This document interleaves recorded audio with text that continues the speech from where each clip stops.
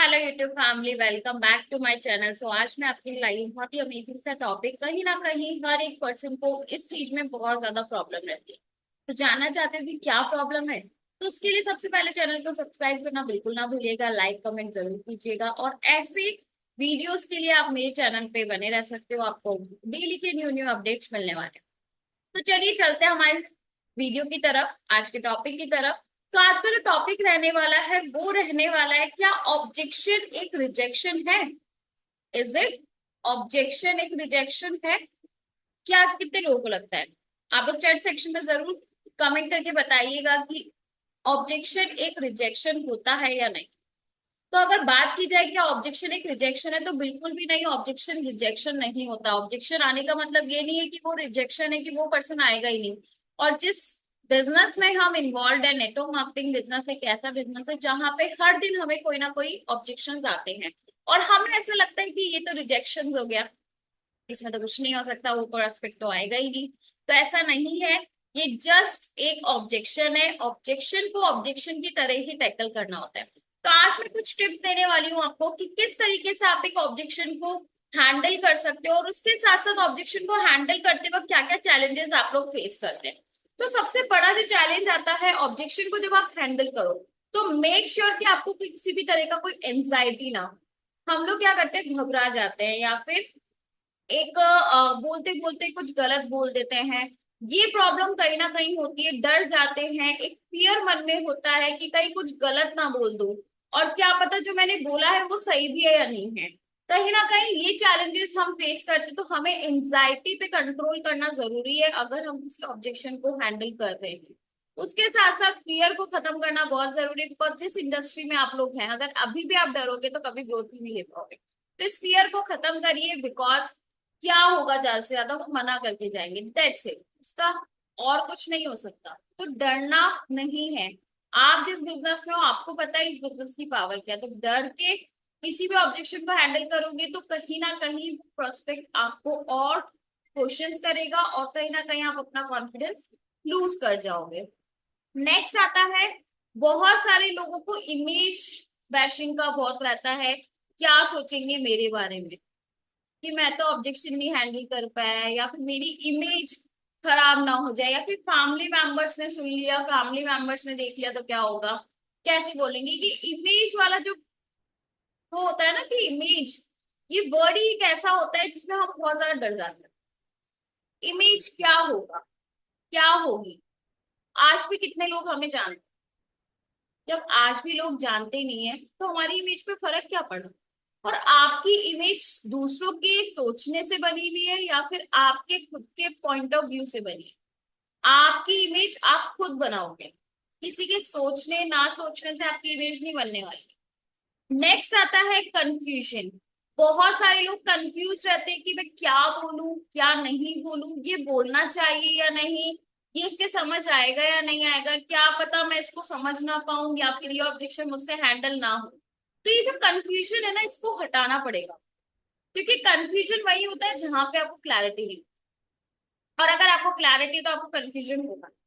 तो कभी भी ऑब्जेक्शंस को हैंडल करते वक्त इस चीज का ध्यान रखो कि आपके अंदर कोई भी कंफ्यूजन स्टेट नहीं होनी चाहिए। उसके साथ साथ डाउट, सेल्फ डाउट बहुत ज्यादा होता है कि मैं कर पाऊंगी या नहीं, यार मेरे से ही ऑब्जेक्शन नहीं हैंडल होगा, आप कर लीजिए, या फिर हम लोग अपने क्लाइंट को बोलते हैं, स्पॉन्सर को बोलते हैं कि आप हैंडल कर लो।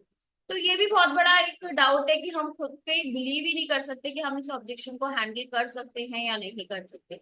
ये ऐसी कोई चीज नहीं है जो आप नहीं कर सकते, हर एक चीज आप कर सकते हो। उसके लिए प्रैक्टिस लगती है, प्रैक्टिस करो, प्रैक्टिस करके आपका वो चैलेंज भी ओवरकम हो जाएगा। अब बात करते हैं कि आप खुद को कितना चेक कर सकते हो, आप अपने आप को टेस्ट भी कर सकते हो कि आप कितना रेटिंग अच्छे से ऑब्जेक्शंस को हैंडल करते हो। अगर अपने आप को इम्प्रूव करना है ना, तो आप क्या करो ना, आप अपने आप को रेटिंग देना शुरू करो। 1 to 10 की रेटिंग में आप अपने आप को नंबर दो कि मैं किस नंबर पे आता मैं किस नंबर पे आता हूँ कि मैं इस ऑब्जेक्शन को बहुत अच्छे से हैंडल कर पाऊँ। तो इससे आपको पता चलेगा कि मेरे को और इम्प्रूवमेंट की जरूरत है या नहीं। अब बात करते हैं कि कोई भी प्रोस्पेक्ट ऑब्जेक्शन क्यों थ्रो करता है। आपको लगता है कि प्रोस्पेक्ट ऑब्जेक्शन क्यों थ्रो करता हो? सोच के जरूर चैट सेक्शन में बताइएगा। ओके, सबसे पहली चीज है कि ऑब्जेक्शन थ्रो क्यों करते हैं प्रोस्पेक्ट। इसके पीछे कुछ रीजंस होते हैं। सबसे पहले कि लिमिटेड बिलीफ, उनके पास बिलीफ ही बहुत कम होता है।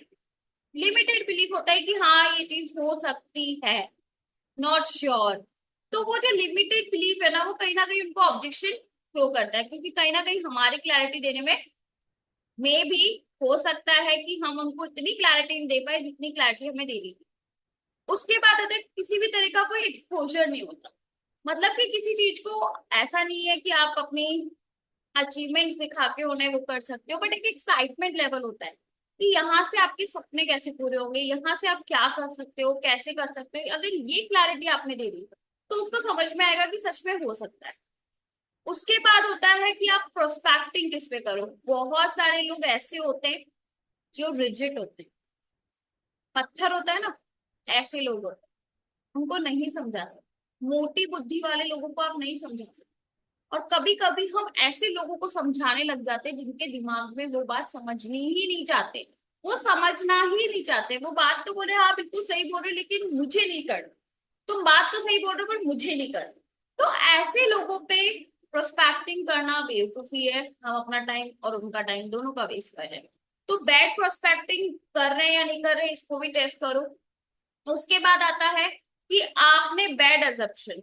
अब बहुत सारे लोगों के कहते हैं ना कि अज्यूम कर लेते हैं कि ऐसे नहीं हो सकता, मेरी टीम नहीं बनी तो, मैं यहाँ पे नहीं गया तो ये जो है ना अज्यूम करने वाली दुनिया, एजम्पशंस में कुछ नहीं होता है। रियलिटी है, जो एक्शन है वही आपका रियलिटी है। एज्यूम करके तो आप कुछ भी एज्यूम कर सकते हैं। आज मैं बोलूं कि मुझे महारानी बनना है, लेकिन ऐसा थोड़ी है। या हम सोचे हमें कैटरीना कैफ बनना है, तो अज्यूम करने से कुछ चीजें नहीं होती, एक्शन करोगे तो जरूर होगा। तो बहुत सारे लोग अज्यूम करते हैं, नहीं होगा। गुड अज्यूम के साथ साथ बैड अज्यूम्स भी होते हैं। तो बैड अज्यूम रखते हैं कि नहीं हो सकता, नहीं होगा, ऐसी चीजें। तो उन लोगों के साथ वैसे भी नहीं हो सकता। तो इस वजह से ये वाले जो पर्सन है, ये ऐसे लोग हैं जो आपको चैलेंजेस, ऑब्जेक्शन आपके सामने रखें। शायद आपने क्लैरिटी उनको बहुत अच्छे से नहीं दी। ठीक है। और एक चीज हमेशा ध्यान रखिए कि कोई भी आपकी अपॉर्चुनिटी से पहले वो आपके साथ, ठीक है, आपकी अपॉर्चुनिटी के साथ वो आपकी अपॉर्चुनिटी को नहीं खरीद रहा है, वो अपनी बेटर लाइफ को वो अपनी बेटर लाइफ चाहता है, उसको अपनी बेटर लाइफ लीव करनी है, इसलिए वो बिजनेस का पार्ट बनता है। कोई भी बिजनेस का तब पार्ट बनता है बिकॉज उसको समझ में आता है कि यहाँ से मेरी लाइफ सुधर सकती है। तो कोई भी अपॉर्चुनिटी परचेज नहीं करते, वो सब अपनी लाइफ में जो जो टारगेट्स लेके आए उनके लिए वो काम करते हैं। तो इस तरीके से आपको चैलेंजेस को, आपके ऑब्जेक्शंस को हैंडल करना है। होप ये वीडियो आपके लिए बहुत प्रोडक्टिव रहा होगा।